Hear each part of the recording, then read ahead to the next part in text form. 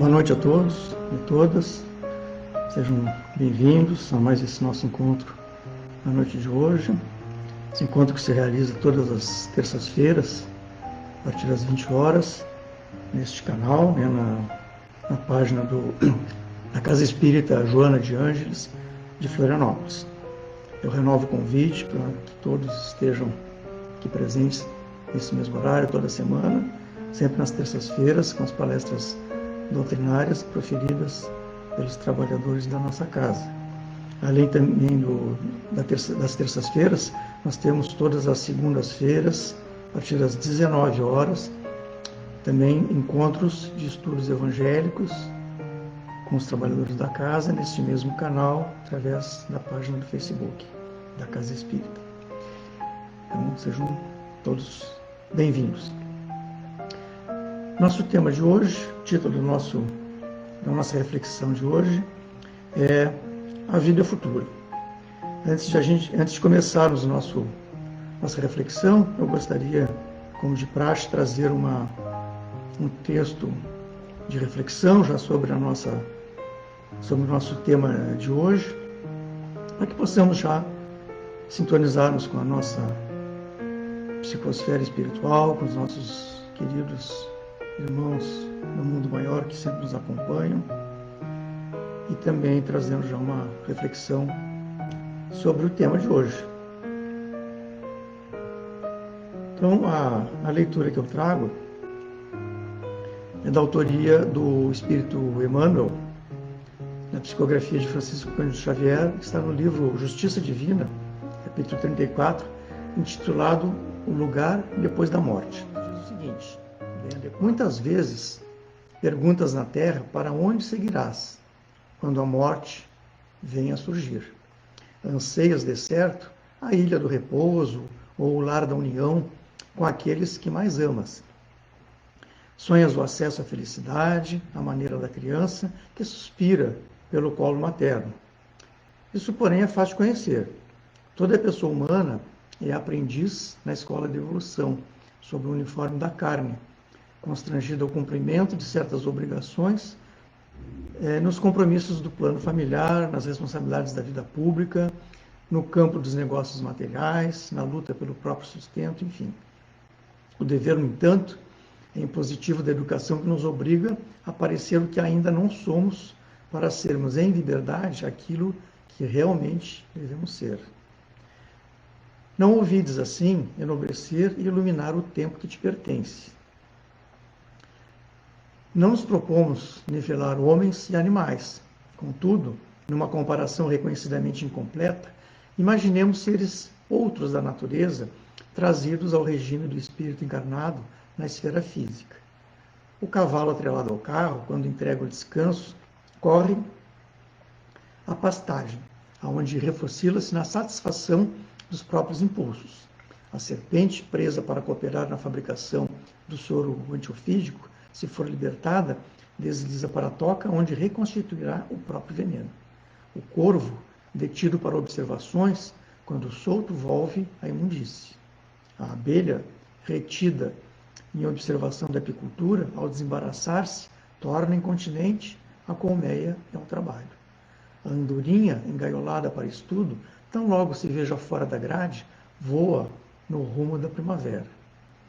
Se desejas saber quem és, observa o que pensas, quando estás sem ninguém, e se queres reconhecer o lugar que te espera depois da morte, examina o que fazes contigo mesmo nas horas livres. E assim, meus irmãos, eu convido a todos a levar nosso pensamento em prece, agradecendo ao nosso Pai, Criador, ao nosso Mestre Jesus, aos nossos benfeitores espirituais, nossos irmãos que nos acompanham, que nos guiam, agradecendo por mais esse encontro de hoje, essa noite, agradecendo também por todas as graças que recebemos, pela nossa saúde, pelo nosso equilíbrio, que possamos estar sempre buscando sermos merecedores dessas graças, e pedimos, Pai, que nos abençoe, que nos acolha nesse momento de reflexão, que conduza a nossa reflexão e permita que nosso coração e nossa mente esteja nesse momento aberta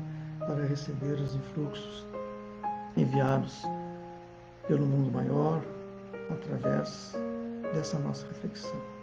Obrigado, Pai, e que assim seja.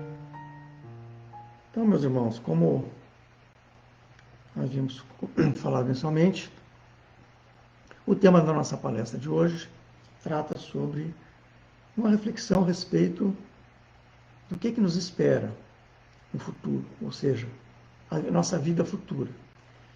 Esse é um tema bastante profundo, que nos causa muita reflexão, muitas angústias, muitas vezes nos leva a sentimentos de depressão, enfim, quando perdemos entes queridos, quando nos defrontamos de perto com a morte do corpo físico, sempre nos deparamos com esse questionamento. Então, a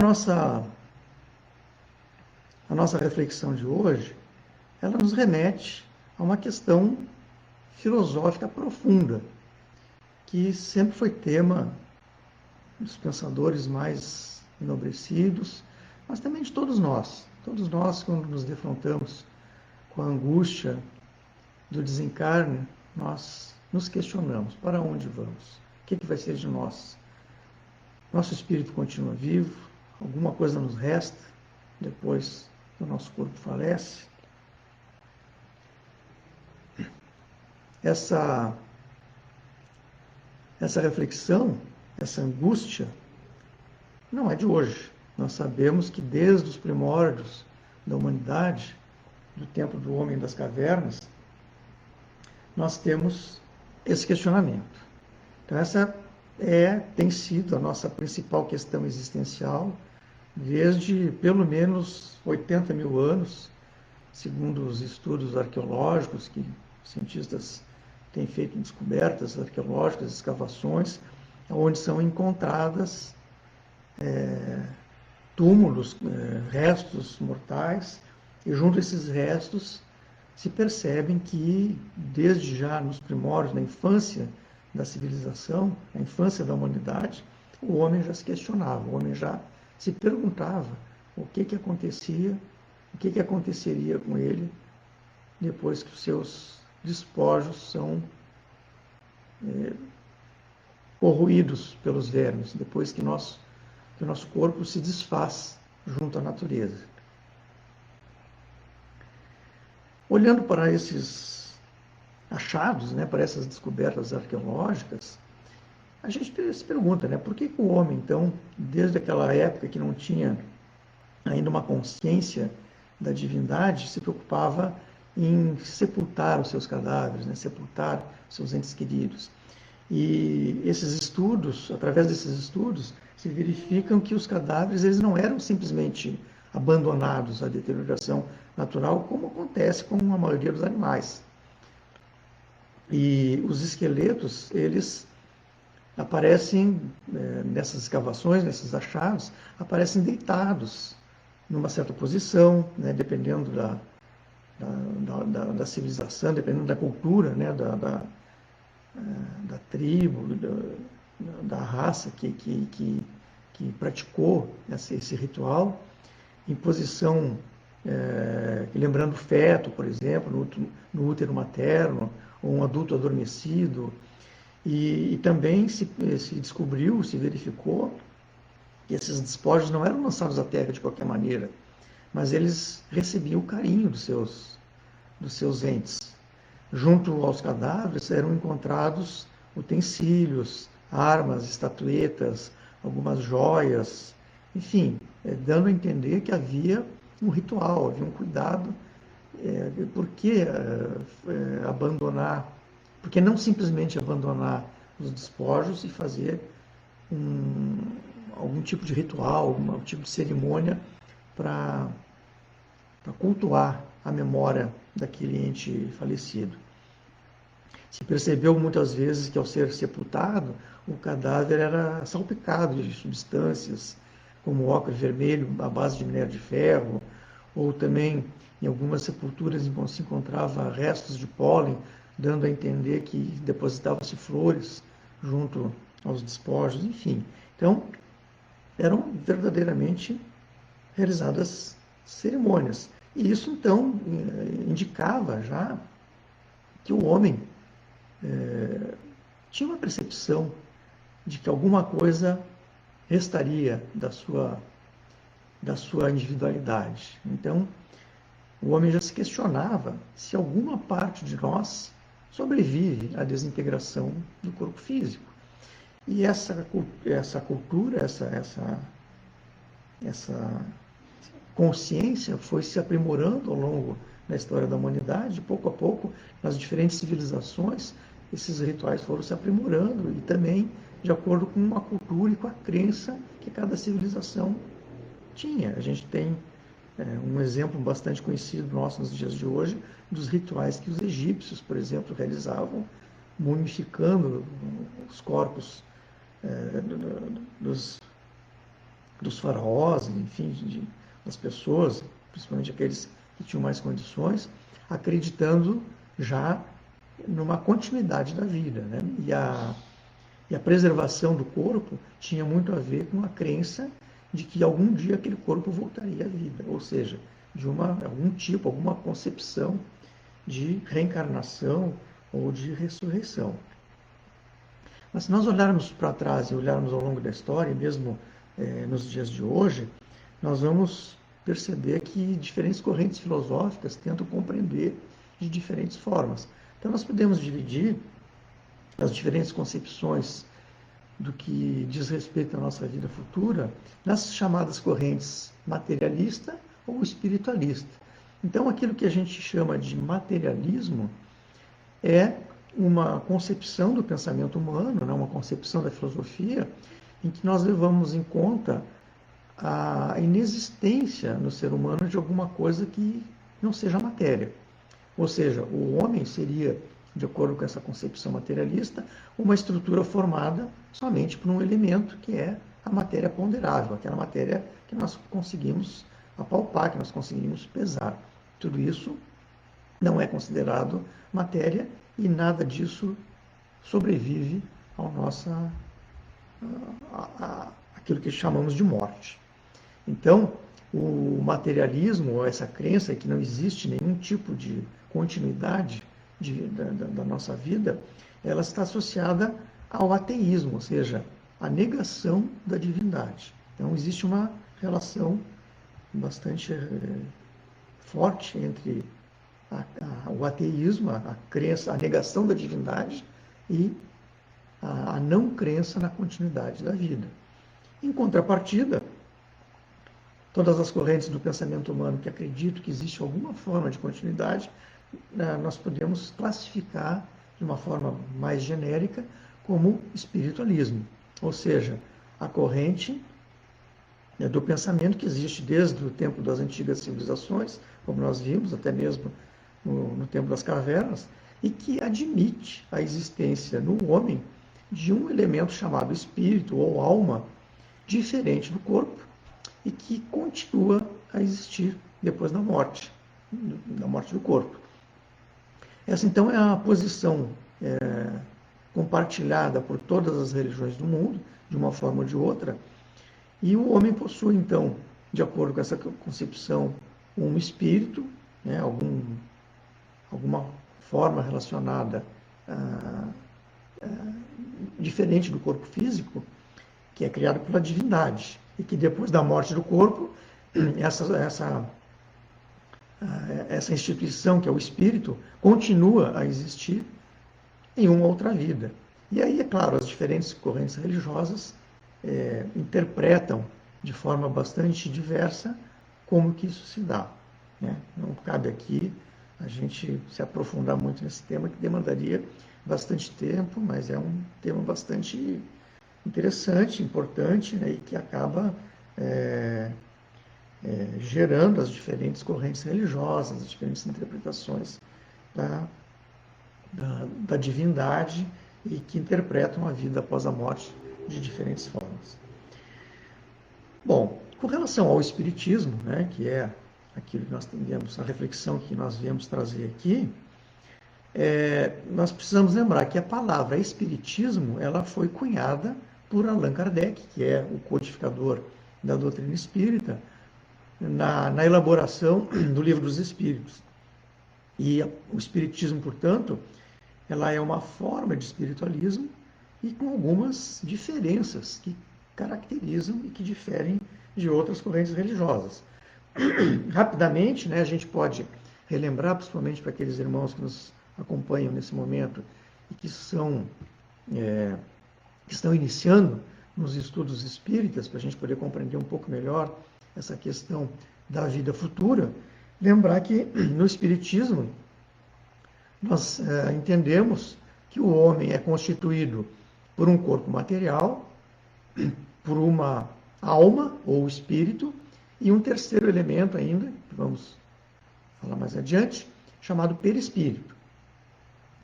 O Espiritismo prega também a existência da alma e a doutrina das vidas sucessivas, a reencarnação.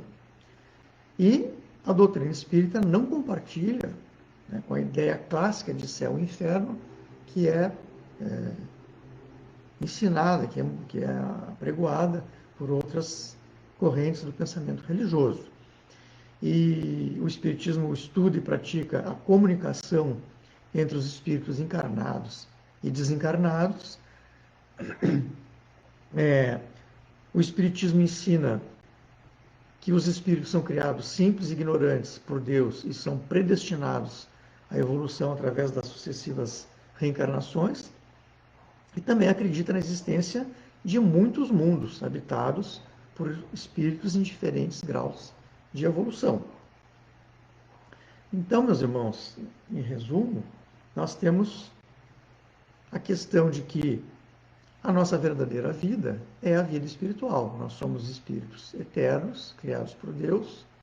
Nós somos, então, formados pelo nosso espírito, que é o nosso verdadeiro eu, e esse espírito está ocupando um corpo físico e se utiliza também de uma outra entidade que nós denominamos perispírito. E no nosso desencarne, ou seja, quando o nosso corpo físico vem a falecer, o nosso espírito, juntamente com o perispírito, desliga do corpo, que se desintegra na matéria. Ou seja, o nosso corpo sofre a deteriorização natural, e o nosso espírito, juntamente com o perispírito, sobrevive à morte física do corpo e se prepara para uma nova existência corporal por um período que varia bastante, que chamamos de erraticidade. Então, isso nos ajuda a responder um pouco a nossa pergunta, né, sobre a vida futura. Para onde vamos? Então, muitos de nós somos ensinados, né, e já está no nosso ideário, na cultura, né, o conceito de céu e inferno, onde somos levados a acreditar que quando desencarnamos, dependendo do nosso mérito, ou seja, da vida que levamos, nós vamos ou para uma vida paradisíaca, de ociosidade, ou para uma vida de sofrimento eterno.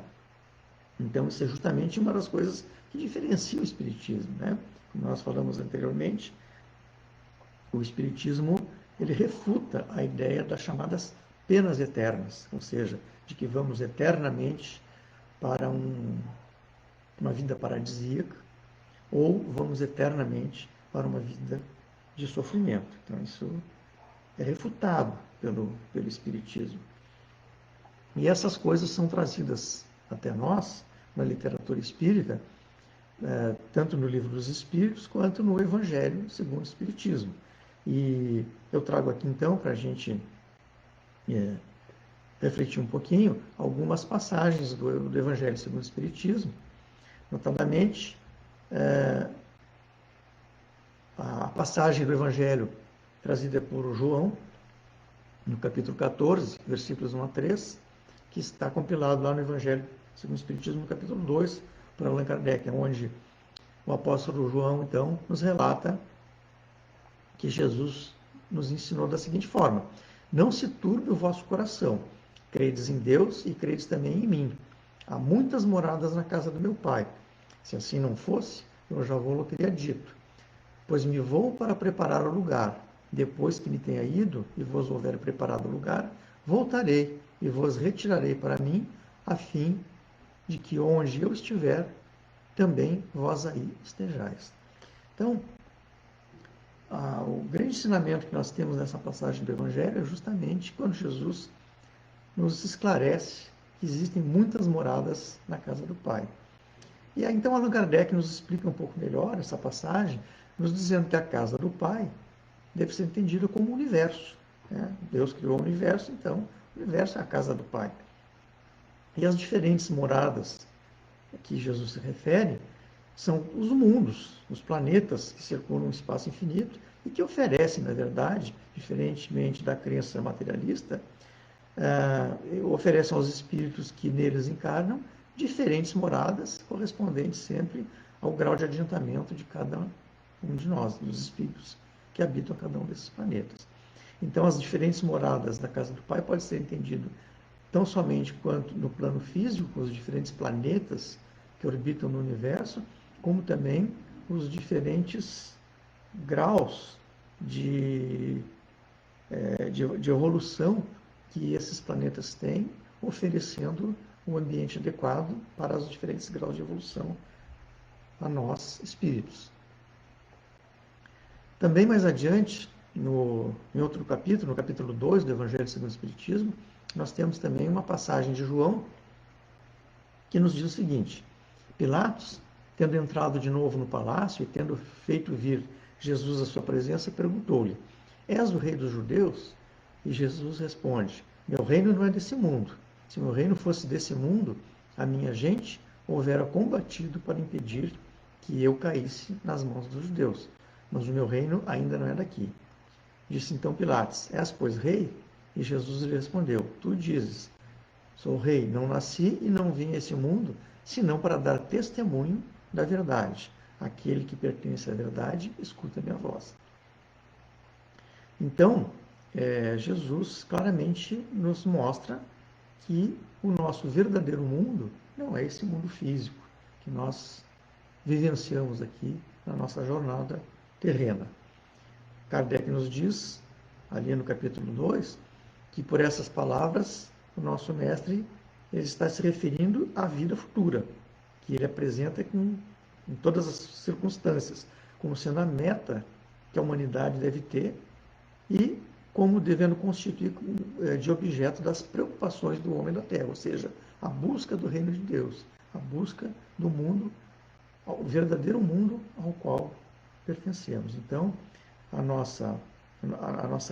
nosso destino é encontrar o reino de Deus, mesmo que nós tenhamos que, para isso, enfrentar uma longa jornada passando por diferentes fases evolutivas.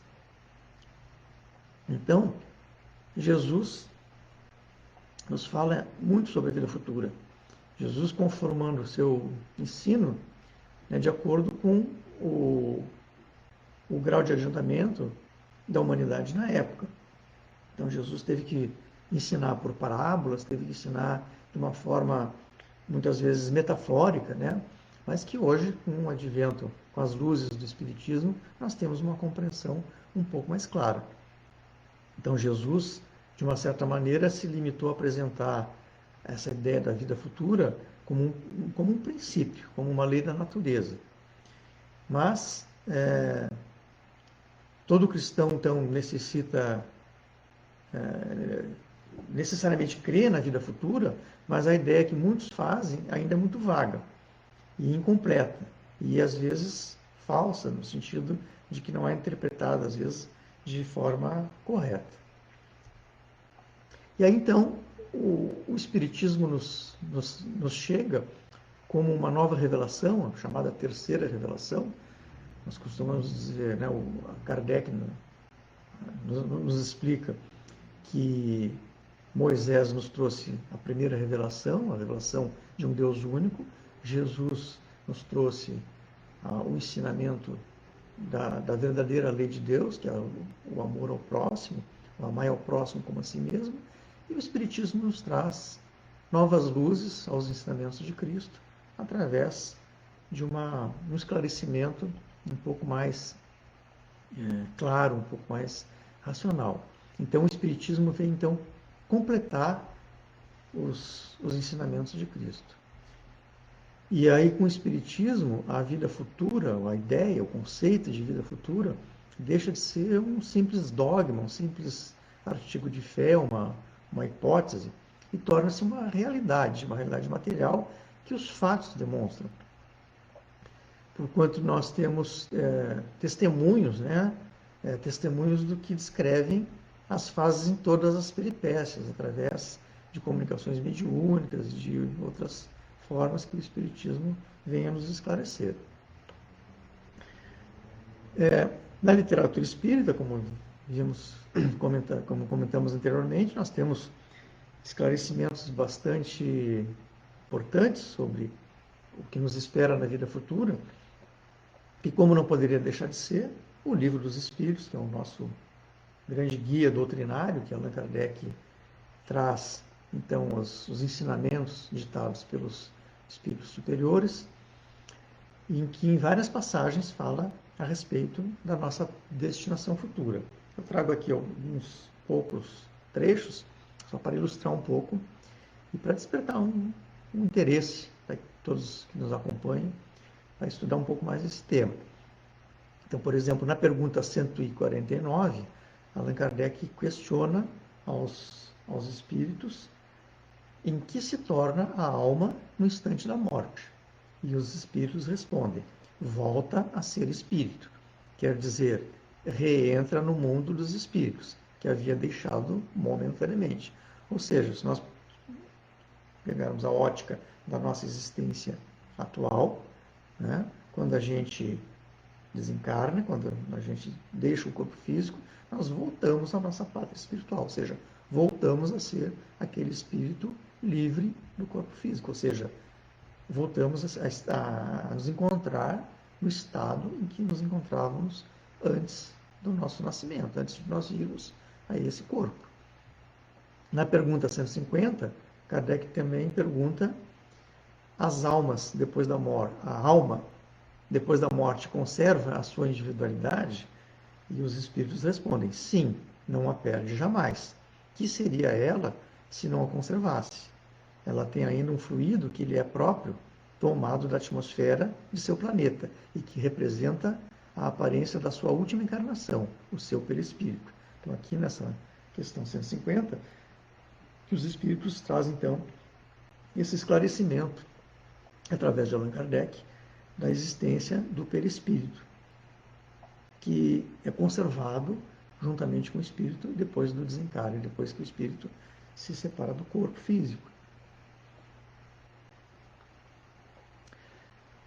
Com relação à pluralidade das existências, né, lá no capítulo 4 do Livro dos Espíritos, Kardec ainda pergunta, na questão 166, a alma que não alcançou a perfeição na vida corpórea, como acaba de se depurar? E os espíritos respondem: suportando a prova de uma nova existência. A alma, se depurando, sofre sem dúvida uma transformação, mas para isso é necessária a prova da vida corporal. Todos nós temos várias existências. Os que dizem o contrário pretendem vos manter na ignorância em que eles próprios se encontram. Então, a resposta é muito clara. E, por fim, na pergunta 167, Kardec questiona: qual o objetivo da reencarnação? E os espíritos, então, esclarecem: expiação, aprimoramento progressivo da humanidade, sem o que, onde estaria a justiça? Então, aqui nós temos o esclarecimento que, diferentemente daquele conceito das penas eternas, do céu e do inferno, a verdadeira justiça divina se dá justamente pelas existências sucessivas que o nosso espírito, em que o nosso espírito encarna a cada jornada evolutiva num diferente corpo físico, e essa jornada se dá então para promover o nosso progresso, para promover a nossa evolução como indivíduos e coletivamente o progresso da humanidade como um todo. Existem várias evidências que a literatura espírita aponta, né, sobre a reencarnação. O espiritismo não criou essa ideia de reencarnação. Nós encontramos o conceito da reencarnação em diferentes tradições históricas, na civilização da Índia, no Antigo Egito, na Pérsia, enfim. Nós temos referências ao conceito da reencarnação na Bíblia, tanto no Velho Testamento quanto no Novo Testamento. Nós encontramos algumas evidências científicas, através, por exemplo, das chamadas experiências de quase morte, onde nós encontramos relatos de pessoas que tiveram a morte clínica relatada e que tiveram experiências que depois retornaram à consciência e relataram experiências bastante profundas que comprovam a continuidade da consciência do espírito fora do corpo. E também as chamadas evidências filosóficas e culturais, né? A própria ideia, né, que acabamos de comentar sobre a justiça divina da reencarnação. A nossa razão se conforta com essa ideia de que não existe uma pena eterna, de que nós não somos condenados eternamente pelas faltas. Senão, qual seria a lógica de uma justiça, por exemplo, de uma criança que vem ao mundo já com uma enfermidade física muito grave, né, que aparentemente não teria feito nada para merecer uma vida tão sofrida, né? Então, quando nos deparamos com coisas como essa, nós questionamos, né, essa ideia da justiça divina, e aí a ideia da reencarnação nos reconforta e a nossa razão se depara com a lógica da justiça divina, levando em conta a ideia da reencarnação. Nós temos também situações de lembrança de vidas passadas, dos sonhos, situações em que, por hipnose ou por transe, né, a pessoa é levada a lembrar de experiências de vidas passadas. Nós temos também a questão de gênios precoces, né? Nós temos vários exemplos de artistas, de músicos, pintores, que desde muito cedo, de muita tenra infância, já manifesta uma habilidade artística ou intelectual que seria impossível para uma criança de tão tenra idade. Então, são essas evidências. Mas a evidência mais que nos chama a atenção, né, e que tem bastante a ver com a doutrina espírita, são as chamadas comunicações mediúnicas. As passagens bíblicas, né, nós comentamos já, só rapidamente aqui comentando algumas passagens do Evangelho. Nós temos lá em Isaías, onde Isaías fala que teus mortos reviverão e os cadáveres ressurgirão. Despertai e alegrai, vós que habitais do pó, pois teu orvalho é um orvalho de luz, e a terra das sombras dará luz. Isso no Velho Testamento. E no Novo Testamento, várias passagens do Evangelho de Jesus que nos remetem à ideia da reencarnação. Por exemplo, quando em João capítulo 9, caminhando, viu Jesus um homem cego de nascença, e os discípulos perguntaram, dizendo, Rabi, quem foi que pecou para ele nascer cego? Ele ou seus pais?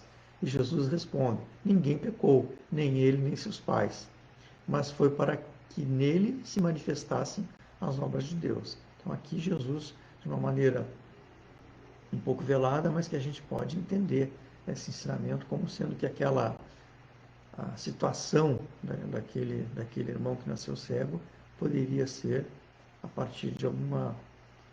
para que a justiça divina se cumprisse, né? Que se manifestasse as obras de Deus. Depois, em Mateus capítulo 11, todos os profetas e a lei profetizaram até João, e se quiseres aceitá-lo, ele é o Elias que há de vir. Aqui vale a pena uma leitura mais aprofundada, a gente, devido ao nosso tempo, não temos tempo, né? Não temos como detalharmos mais, mas aqui nessa passagem de Mateus, Jesus claramente manifesta que São João Batista é, na realidade, a reencarnação do profeta Elias. Então essa é uma das passagens onde o mestre fala de uma forma bastante objetiva de um personagem bíblico, né, de um personagem contemporâneo de Jesus, que era a reencarnação de um profeta, o profeta Elias. E ainda temos uma passagem no Evangelho de João, capítulo 3, aonde Nicodemos pergunta: Rabi, sabemos que o Senhor veio como instrutor da parte de Deus, pois ninguém pode realizar esses sinais que o Senhor realiza, a menos que Deus esteja com ele. E em resposta, Jesus diz a Nicodemos que para alguém entrar no reino dos céus, para alguém entrar no reino de Deus, é preciso nascer de novo. Aqui também é uma passagem longa, né, onde o Nicodemos questiona, mas como que é possível? E Jesus então explica que nascer de novo significa, ele separa, né, o que é carne e o que é espírito. Então, quando na continuidade desse trecho do Evangelho, Jesus esclarece que, na verdade, o nascer de novo se refere ao espírito que renasce em um outro corpo. E por fim, então, meus irmãos, para encerrar essa nossa reflexão de hoje, eu gostaria de trazer aqui alguns relatos bastante esclarecedores, né, que Allan Kardec, na sua obra Céu e Inferno, na segunda parte desse livro, Kardec, em vários capítulos, faz uma compilação de manifestações de espíritos desencarnados, e ele classifica e divide e analisa essas manifestações em diferentes capítulos. Num capítulo ele faz uma coletânea de espíritos que ele chama de espíritos felizes, ou seja, espíritos que estão numa condição feliz no mundo espiritual.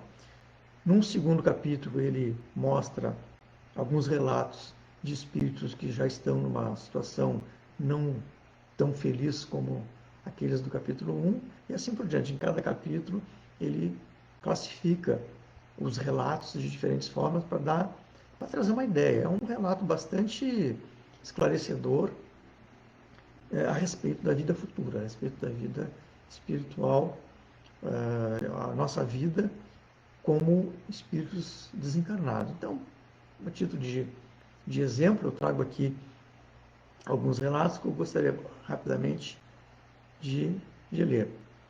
Então, no capítulo 2, nós temos a comunicação de um jovem de 20 anos, desencarnado, que diz o seguinte: desejai saber como estou agora.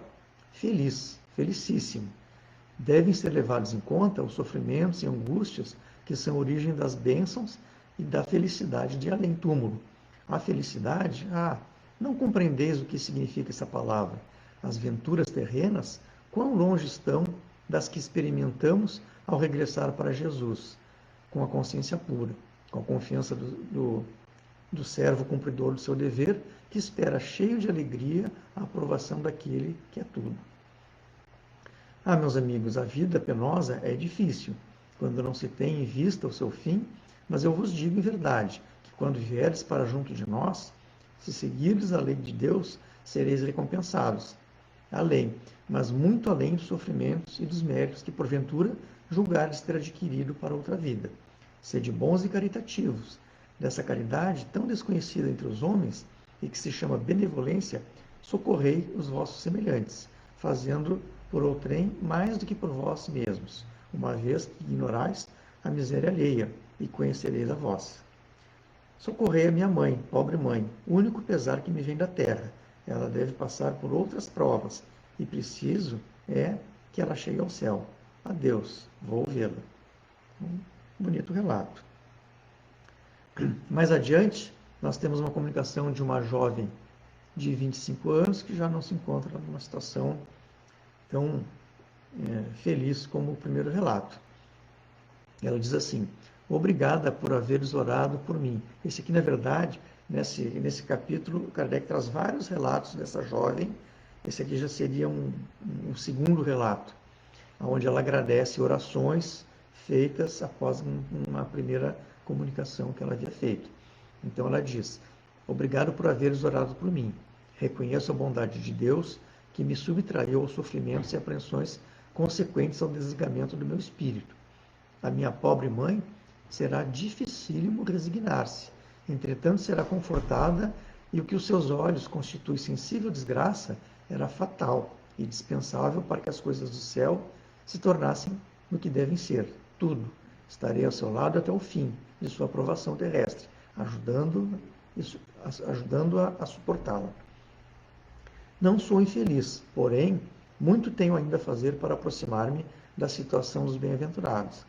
Pedirei a Deus que me conceda voltar a esta terra para a reparação do tempo que aí perdi nessa última existência. A fé vos ampare, meus amigos. Confiai na eficácia da prece, maiormente quando partida do coração. Deus é bom. Levastes muito tempo a reconhecer-vos? Kardec pergunta para o espírito que se manifestava. E ela responde: compreendi a morte no mesmo dia que por mim orastes. Então, até a primeira comunicação e orações que o grupo que a atendeu fez por ela, ela ainda não tinha compreendido que estava já desligada do corpo. E aí Kardec então pergunta a ela se era doloroso ou aquele estado de perturbação. E ela responde: não, eu não sofria. Acreditava sonhar e aguardava o despertar. Minha vida não foi isenta de dores, mas todo ser encarnado nesse mundo deve sofrer. Resignando-me à vontade de Deus, a minha resignação foi para ele levada em conta. Grata vos sou pelas preces que me auxiliaram no reconhecimento de mim mesma. Obrigada, voltarei sempre com prazer. Adeus.